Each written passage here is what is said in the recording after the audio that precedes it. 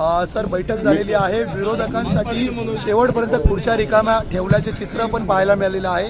नेमका काय संदेश द्यायचा होता सरकारला? याच्यावरनं महाराष्ट्राच्या एक लक्षात येतंय की इतक्या महत्त्वाच्या विषयावरती सर्वपक्षीय बैठकीचं आयोजन अधिवेशन सुरू असताना सुद्धा शासनानं आयोजित केलेली होती बैठक. माननीय मुख्यमंत्री एकनाथजी शिंदे साहेब, दोन्ही उपमुख्यमंत्री त्या बैठकीला होते.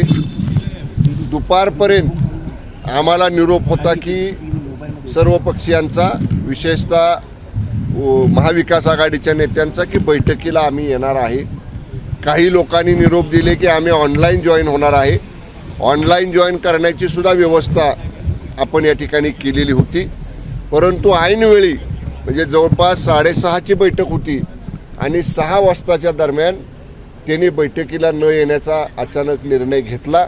एक प्रकारे एवढ्या राज्यासमोरच्या असणाऱ्या ओबीसी आरक्षण असेल, मराठा आरक्षण असेल, या दोन्ही महत्त्वाच्या प्रश्नांवरती चर्चा करण्यापासून महाविकास आघाडीनं पळ काढलेला आहे.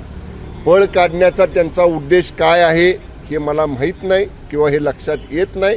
पण आता आंदोलनकर्त्यांनी, जे आंदोलनकर्त्यांचे नेते आहेत, त्यांनी ह्याचा विचार करावा की जेव्हा सरकार निर्णय घेण्यासाठी, निर्णय घेण्यापूर्वी सर्व पक्षांचं मत जाणून घेण्यासाठी इतक्या महत्त्वाच्या बैठकीचं आयोजन करते आणि त्या बैठकीला जाणीवपूर्वक हे महाविकास आघाडीचे नेते बैठकीला येण्यापासून टाळतात, पळ काढतात. त्यामुळं या सगळ्या नेत्यांनी आता ह्या गोष्टीचा विचार केला पाहिजे, नंबर 1. आणि आजच्या बैठकीमध्ये सगळे सोयऱ्यांचं जे प्रारूप आपण पब्लिक डॉमेनमध्ये दिलंय त्याच्यावर चर्चा झाली. विशेषतः हैदराबाद गॅजेटच्या संदर्भामध्ये माननीय मनोज पाटील जरांगेंची जी माझी चर्चा झाली होती, मी त्यांना भेटायला गेलो तेव्हा, त्या बाबतीत सुद्धा आपण हैदराबाद गव्हर्नमेंट बरोबर बोललेलो आहे. कालच 11 अधिकाऱ्यांची आमची टीम ही आपण तेलंगणा गव्हर्नमेंटकडं ते कागदपत्र तपासण्यासाठी म्हणून हैदराबादला पाठवलेली आहे. आमचे अधिकारी गेले 2 दिवस झाले हैदराबादमध्ये आहेत. उद्या आपल्या राज्याचे माननीय मुख्यमंत्री एकनाथजी शिंदे साहेब स्वतः तेलंगणाच्या मुख्यमंत्र्यांशी फोनवरनं बोलतील. कारण ती कागदपत्रांची संख्या जवळपास 7 ते 8 हजार आहे. ती आपल्याला स्कॅन करून सर्टिफाय करून घ्यावी लागणार आहे. त्यामुळं त्याच्यासाठी त्या सरकारनं परवानगी द्यावी, यासाठी माननीय मुख्यमंत्री महोदय उद्या तेलंगणा मुख्यमंत्र्यांच्या बरोबर बोलतील. सरकार या सगळ्या बाबतीत जे काही सरकारने शब्द दिलेला आहे त्या शब्दाप्रमाणे सरकार काम करत आहे. मी एवढंच सांगेन की आम्ही इतकं सकारात्मकदृष्ट्या सगळ्या गोष्टी करतोय आता, तर माननीय मनोज पाटील जरांगे साहेबांना माझा या ठिकाणी आग्रह राहील की जरूर चर्चेची दारं सरकारची उघडी आहेत. मी त्यांच्याकडे चर्चा करून आल्यापासून आम्ही बरीच एक पाऊल पुढे टाकत हा प्रश्न सोडवण्याच्या दृष्टीने आमचे प्रयत्न सुरू आहेत. कुठल्याही समाजाला धक्का न लावता मराठा आरक्षणाचा विषय आपण सोडवण्याच्या कामामध्ये आम्ही सगळेजण या ठिकाणी काम करतोय.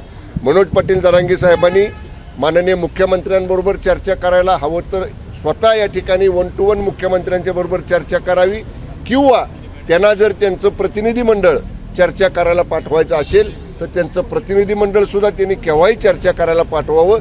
राज्य सरकारची हा प्रश्न सोडवण्याच्या दृष्टीनं आणि कॉन्क्रीटपणे सोडवण्याच्या दृष्टीनं चर्चेची दारं सर्व आंदोलनकर्त्यांसाठी खुली आहेत.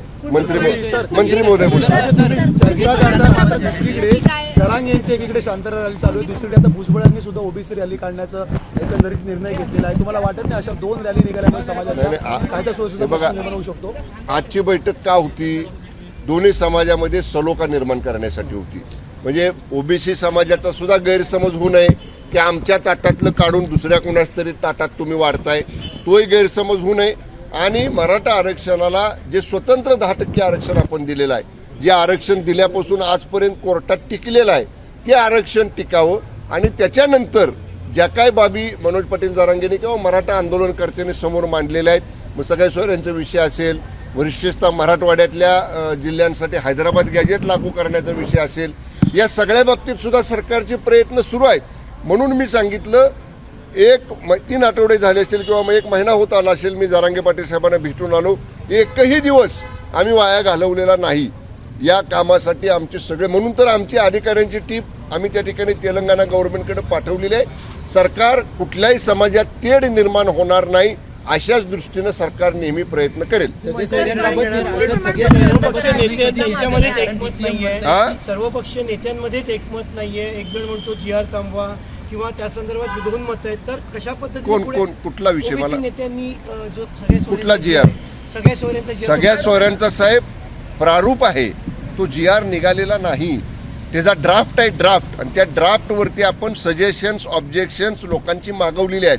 याचा अर्थ एखादा कायदा करण्यापूर्वी जेव्हा त्याचं प्रारूप ज्याला आपण म्हणतो ते जेव्हा पब्लिक डॉमेनमध्ये टाकतो तेव्हा पब्लिकचं त्याच्या बाजूनं मत आहे, विरोधात मत आहे किंवा आणखीन वेगळ्या काही सूचना आहेत त्या आलेल्या आहेत. जवळपास 8 लाखापेक्षा जास्त त्याची छाननी सुद्धा सुरू आहे. म्हणजे आम्ही शांत बसलो असं नाही. मध्ये फक्त 2 महिने लोकसभा आचारसंहिता होती म्हणून आमचे अधिकारी त्या कामामध्ये होते. त्याच्यानंतर आता गेले महिना झाला त्या 8.5 लाख जे काय ऑब्जेक्शन्स आले त्याच्या स्क्रुटिनीचं काम सुरू आहे. त्यामुळं एक जण एक म्हणतोय एक जण वेगळं म्हणतोय असं नाही.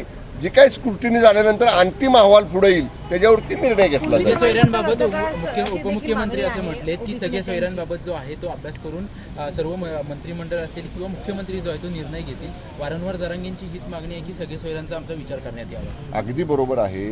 सगळ्या सोयऱ्यांच्या बाबतीतलं सुद्धा मी परत सांगेन की बघा 8-8.5 लाख ऑब्जेक्शन्स जेव्हा येतात तेव्हा त्याचं विगतवारी करणं की बाबा त्याच्या बाजूनं किती आहेत, त्याच्या विरोधात किती आहेत, बाजूने आहेत तर एकसारखी हरकत घेणारे किती आहेत, म्हणजे विरोधात आहेत तर एकसारखी हरकत घेऊन विरोध करणारे किती आहेत, बाजूने आहेत तर एकसारखी हरकत घेऊन समर्थन करणारे किती आहेत, वेगवेगळ्या अर्थाचे वेगवेगळा त्याचा संदर्भ असणार, या सगळ्या बारकावे हे त्या स्क्रुटिनीमध्ये तपासावे लागतात.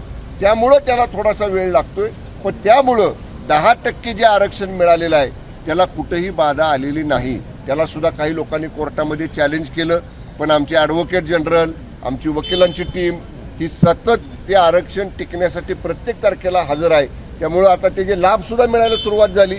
त्याच्यानंतरच्या नोकऱ्या ज्या काही आपण राज्य सरकारच्या काढल्या त्याच्यामध्ये आपण 10% आरक्षण लावलं.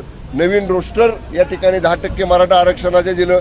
ज्या सवलती होत्या विद्यालय म्हणजे शैक्षणिक सवलती होत्या, वसतिगृह निर्वाह भत्ता होत्या, या सुद्धा सवलती आपण लागू केल्या. म्हणजे शिंदे साहेबांच्या नेतृत्वाखालचं सरकार हे देणारं सरकार आहे. हे फक्त सगळ्यांनी समजून घेतलं पाहिजे. ओके. एबीपी माझा, उघडा डोळे बघा नीट.